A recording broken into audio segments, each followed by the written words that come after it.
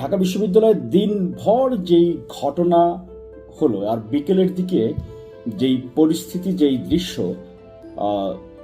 গণমাধ্যম, সামাজিক যোগাযোগ মাধ্যমে আমরা দেখলাম, আসলে বলুন তো এখানে কে মেধাবী, কে চেতনাধারী বা কে কোটাধারী?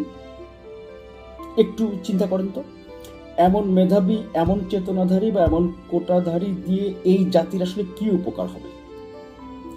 যে দৃশ্যগুলো আমরা দেখেছি, ব্যাপারটা এমন, হয়তো কারো বাপদাদার পৈতৃক সম্পত্তি কেউ জোর করে দখল করে নিয়েছে, তার প্রতি প্রতিশোধ নেয়ার জন্য আরেকজন সেই বাংলা সিনেমার হিরোর মতো বা ভিলেনের মতো মারমুখী হয়েছে।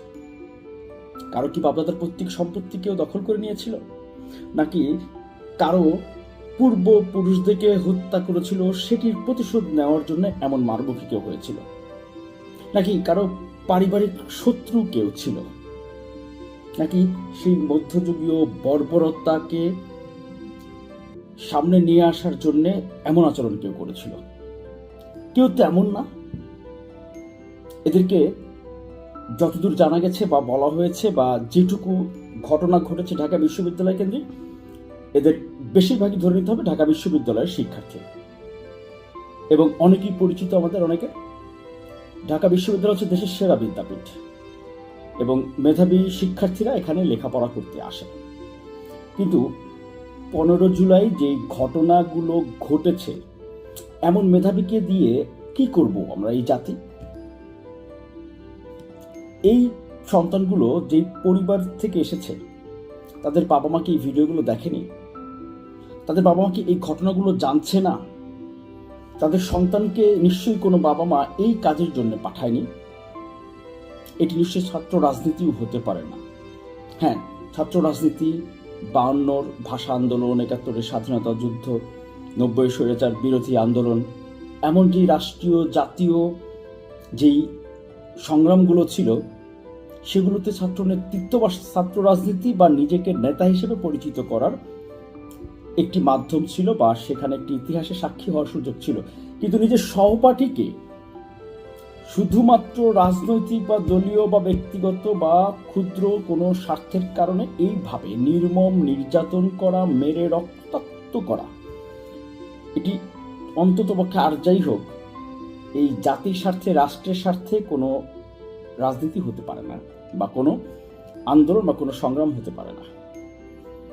যারা এইভাবে এতটা নির্মমভাবে নিজের সহপাঠী, সমবয়সী বন্ধু বা একই ডিপার্টমেন্টের বা একই ইয়ারের, একই হলের, অথবা রাস্তায় দেখা হয় প্রতিনিয়ত, এমন বন্ধুদেরকে মেরেছে, রক্তাক্ত করেছে নির্মমভাবে, তারা আসলে কখনোই মেধাবী বলেন, মুক্তিযুদ্ধের চেতনাধারী বলেন বা কোটাধারী বলেন বা বৈষম্য বিরোধী বলেন, কোনো নৈতিকতার জায়গাতে আসে কি না, এটি আসলে একবার খুব বেশি প্রশ্ন করার সুযোগ নিশ্চয়ই আমাদেরকে করে দিয়েছে।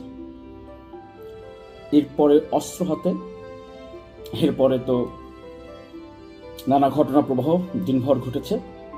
তবে বাস্তবতা হচ্ছে, দুর্ভাগ্য হচ্ছে, মেধাবী শিক্ষার্থীরা, দেশের সেরা বিদ্যাপীঠের শিক্ষার্থীরা যদি এতটা অমানবিক হয়, তাহলে এই মেধার কোনো দাম নেই। যে মানুষটি নিজেকে মানবিক মানুষ হিসেবে, সামাজিক মানুষ হিসেবে গড়ে তুলতে পারেনি, যেই পরিবার তার সন্তানের এই ধরনের কর্মকাণ্ডের পরেও সেটি প্রতিবাদ না করে, সন্তানকে পারিবারিক শিক্ষার মধ্যে না এনে তাকে যদি এই ধরনের কাজে বারবার উৎসাহিত করতে থাকেন বা চুপ করে থাকেন, সেটিও পারিবারিক শিক্ষা, নৈতিক শিক্ষা বা সামাজিক শিক্ষা বা মূল্যবোধ এবং সেই পরিবারগুলোকে নিশ্চয় চোখে আঙুল দিয়ে দেখিয়ে দেয়। কারণ হচ্ছে ঢাকা বিশ্ববিদ্যালয় সহ রাজধানীতে যারা উচ্চশিক্ষার জন্য আসে, তাদের বেশিরভাগই হচ্ছে গ্রামাঞ্চল থেকে আসে, এবং সেই পরিবারগুলো নিশ্চয়ই অন্ততপক্ষে পারিবারিক শিক্ষার মধ্যে আবদ্ধ।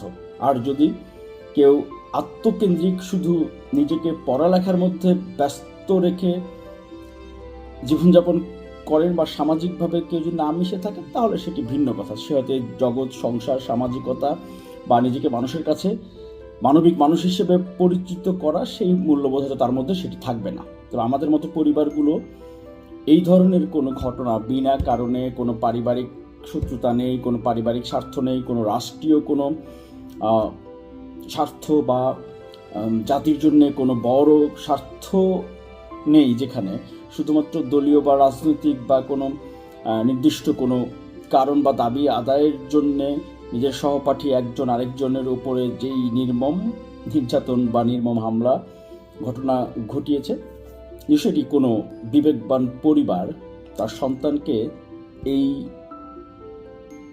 সুযোগ দেয়া বা এই অমানবিক মানুষ হিসেবে নিশ্চয়ই বড় করার জন্য বা পরিচিত করার জন্য বা প্রতিষ্ঠিত করার জন্য উচ্চশিক্ষিত